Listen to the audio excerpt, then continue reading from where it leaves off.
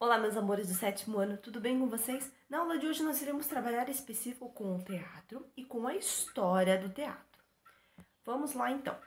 Pré-história e nós vamos trabalhar com o teatro grego. Vamos fazer uma escala aí, né, de crescimento do teatro, desde o primeiro momento que a gente acredita que surgiu lá atrás na pré-história, né, e os passos por onde o teatro veio caminhando. Então, a pré-história, o teatro pré-histórico surgiu lá atrás, né, nos primórdios da humanidade, onde o homem expressava sentimentos, contava história, louvava seus deuses, toda essa caracterização. A gente acredita que foi nesse sentido, porque é o único registro que nós temos são as pinturas nas paredes das cavernas. E a gente sabe que essa foi a primeira manifestação artística do ser humano, foi criar essas inscrições e desenvolver essas pinturas.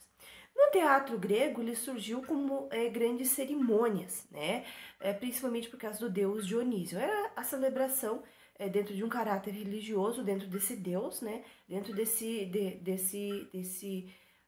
contexto que foi criado aí dos gregos. Então, através do teatro grego foi surgindo alguns benefícios que o teatro foi tendo, né? O público, a fala, a questão da característica do personagem, tudo isso veio desenvolvendo em cima do teatro. Então, agora vou mostrar algumas imagens para vocês sobre a pré-história e sobre o teatro grego.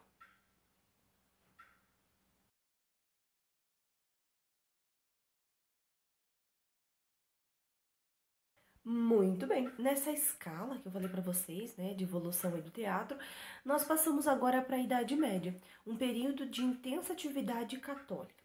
Nesse período, foi proibido, realmente foi proibido as exibições em público, não poderia ser qualquer texto, qualquer personagem, precisava tudo ser meio que voltado para a religião, era tudo muito restrito. Mas dentro das igrejas, para demonstrar para o público, digamos assim, algumas características, alguns personagens referente à Bíblia, o que se estava lendo, o que se estava estudando naquele momento dentro da própria religião, não teria nenhum tipo de problema. Mas o teatro profano, que a gente chama de teatro profano, por que profano? Só para explicar para vocês. É que não é voltado para religião, tá? O profano não volta-se, né? Não tem características religiosas, então é voltado para outros temas.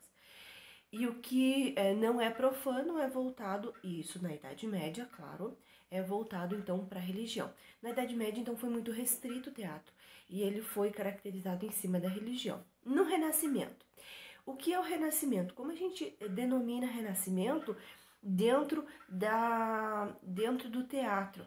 É o renascer, é o ressurgir. As artes nesse período ressurgiram, né? Não assim de uma hora para outra, mas com o passar do tempo. Uma pessoa muito importante dentro do Renascimento, quem é?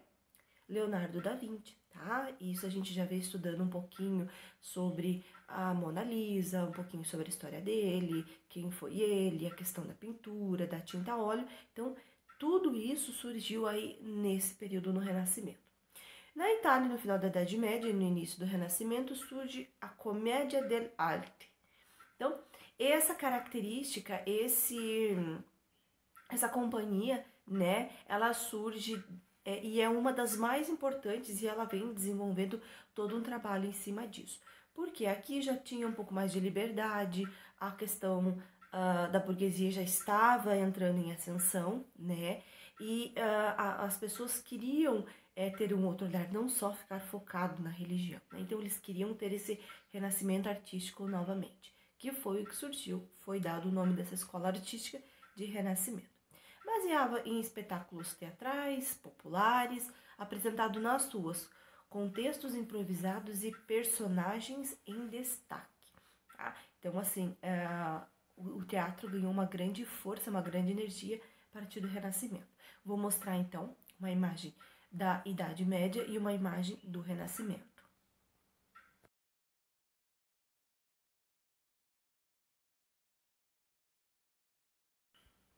Muito bem.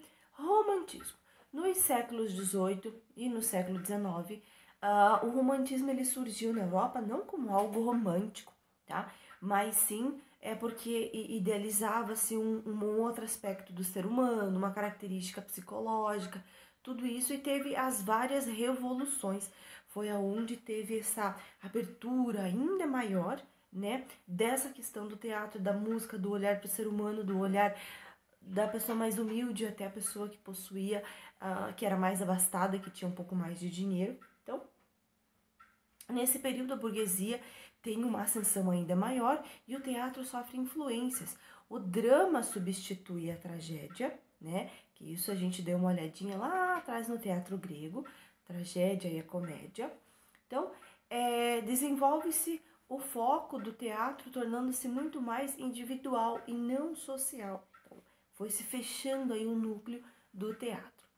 Aí a outra escola artística, realismo, naturalismo no teatro, que é um pouquinho depois do romantismo, é algo caracterizado à volta das pessoas que moravam na cidade, para as fazendas, a volta do olhar para esse mundo mais melancólico. Então, o realismo e o naturalismo, eles vão caminhar dentro desse sentido, tá?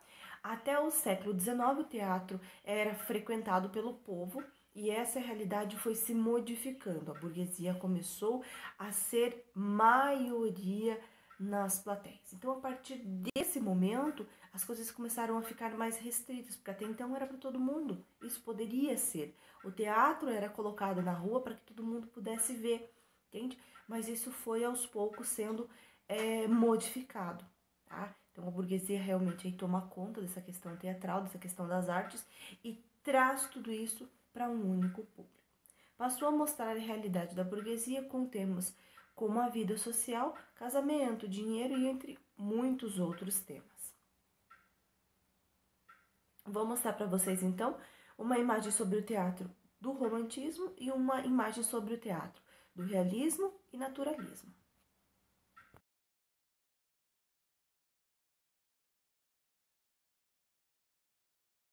Muito bem. Teatro no século XX e o teatro atual de hoje. Então, a partir do realismo e naturalismo, o teatro evolui, né, e torna-se um instrumento de discussão, de crítica da sociedade. Então, a partir daqui, a gente consegue compreender realmente qual é a característica do teatro, que ele busca mostrar a realidade através de um personagem. Então, a gente diz que o teatro imita a realidade em cima dos palcos, que é essa característica do século XX, né? Representação da realidade, os cenários, o figurino, os temas tratados, ilustrados e a realidade social. Então, a partir daqui, muda-se esse contexto de teatro que a gente foi vendo até aqui para um outro sentido, caracterizando o ser humano de uma outra forma. O teatro de hoje, como é o teatro de hoje, prof? Dá para perceber que tantas influências, o teatro de hoje é uma parte muito rica, ela é muito fluida, né? Existe a ópera, teatro de bonecos, musicais, teatro feito, espaços alternativos. Existe uma difusão aí, teatro dentro da música, teatro dentro do cinema, teatro dentro da da dança. Então, assim, nós temos. Hoje é muito fácil, é muito tranquilo. Hoje também, em alguns pontos, está se tornando muito acessível. Esse mundo contemporâneo que nós vivemos hoje, através da tecnologia, né, ajuda muito nessa questão teatral. Então, eu vou mostrar para vocês uma imagem do século XX e, claro, uma imagem referente ao teatro de hoje.